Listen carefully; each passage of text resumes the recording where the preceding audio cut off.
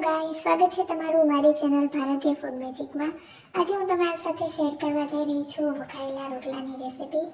જ્યારે પણ આપણે રાત્રે રોટલો બનાવતા હોઈએ ત્યારે એ સવારે વધતો જ હોય છે અને આપણે એને એકદમ સરસ રીતે ઝડપથી સાદા મસાલા સાથે વઘારી લઈએ તો એનો ટેસ્ટ ખૂબ જ સરસ થાય છે અને ખાવામાં ખૂબ જ સ્વાદિષ્ટ લાગે છે અને ચા સાથે મળી જાય તો તમને ખાવામાં ખૂબ જ મજા પડી જાય છે। અને મારા ઘરે આ રોટલા વઘારેલો રોટલો છે એ અવારનવાર બનતો જ હોય છે। તો સૌથી પહેલાં આપણે રોટલાને ક્રશ કરી લઈશું। પછી આપણે કઢાઈમાં તેલ એડ કરવાનું છે। પછી એમાં રાઈ અને જીરાનો વઘાર કરવાનો છે અને રાઈ અને જીરાને આપણે સરખું તતડવા દઈશું અને પછી આપણે એમાં ચપટી જેટલી હિંગ એડ કરવાની છે।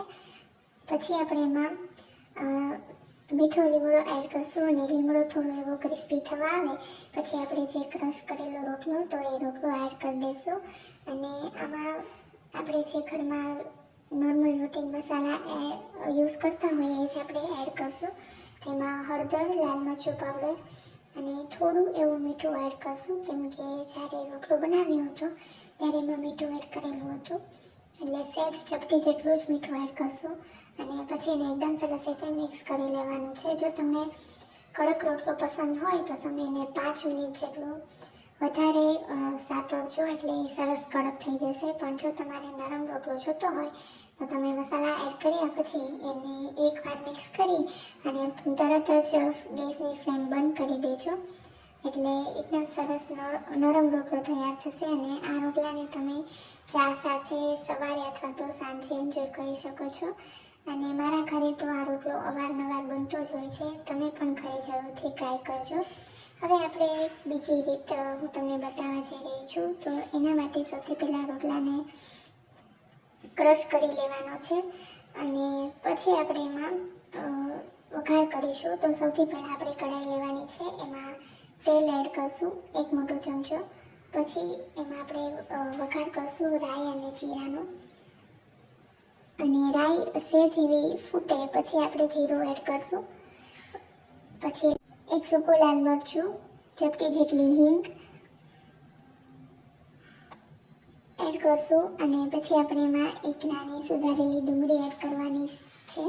આ સૂકી ડુંગળી છે અને આપણે આમાં લીલી ડુંગળીનો પણ યુઝ કરશું એટલે લીલી ડુંગળીનો અત્યારે પહેલાં સફેદ ભાગ એડ કરશું અને પછી એને એકદમ સરસ રીતે મિક્સ કરી લેવાનું છે। સહેજ ગુલાબી એવી થાય એવું આપણે એને સાતરી લેવાનું છે અને હવે એમાં આપણે લીલું લસણ એડ કરશું અને જો તમારા ઘરે લીલું લસણ ન હોય તો તમે એની જગ્યાએ સૂકું લસણ પણ લઈ શકો છો અને પછી એમાં આપણે સમારેલું ટામેટું એડ કરવાનું છે, હળદર, લાલ મરચું પાવડર એડ કરશું અને પછી આપણે એમાં લસણની ચટણી એડ કરવાની છે। તો લસણની ચટણી બનાવવા માટે મેં 3 થી 4 કળી લસણ લીધું હતું, એમાં થોડું એવું મરચું પાવડર એડ કરી અને એને ખાંડણી અને દસ્તાથી ટીચી લીધું હતું અને એવી રીતે લસણની ચટણી તૈયાર કરી હતી જે આપણે જનરલી તૈયાર કરતા જ હોય છે।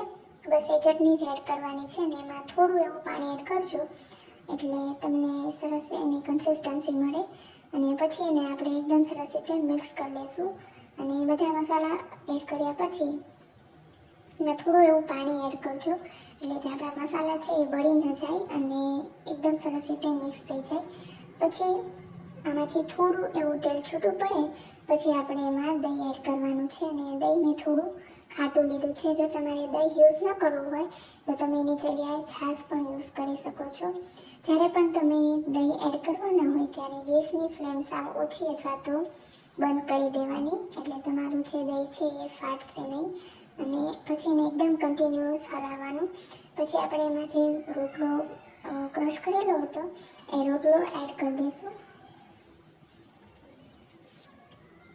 અને પછી આપણે એમાં સ્વાદ મુજબ મીઠું એડ કરશું। જ્યારે મેં રોટલો બનાવ્યો ત્યારે એમાં મીઠું એડ કરેલું હતું પણ આપણે જે દહીં અને બીજા મસાલા અને ડુંગળી ને બધું એડ કર્યું એના ભાગમાં આપણે મીઠું એડ કરવાનું છે। પછી આપણે એને એકદમ સરસ રીતે મિક્સ કરી લેવાનું છે। જો તમને વધારે એની પતલી કન્સિસ્ટન્સી જોતી હોય રોટલાની તો તમે એમાં થોડું એવું પાણી એડ કરી શકો છો। મને થોડી પતલી કન્સિસ્ટન્સી જોતી હતી એટલે મેં એમાં પાણી એડ કરી દીધું અને જો તમે તમારી ઈચ્છા મુજબ પાણી એડ કરી શકો છો. પછી આપણે એમાં જે લીલી ડુંગળીનો લીલો ભાગ આવે એ એડ કરશું અને કોથમરી એડ કરશું અને પછી આપણે એને ગરમા ગરમ સર્વ કરવાનો છે. આ રોટલો પણ ખૂબ જ ટેસ્ટી લાગે છે. તમે જરૂરથી ટ્રાય કરજો અને મારી ચેનલને જરૂરથી સબસ્ક્રાઈબ કરી લેજો. Thank you.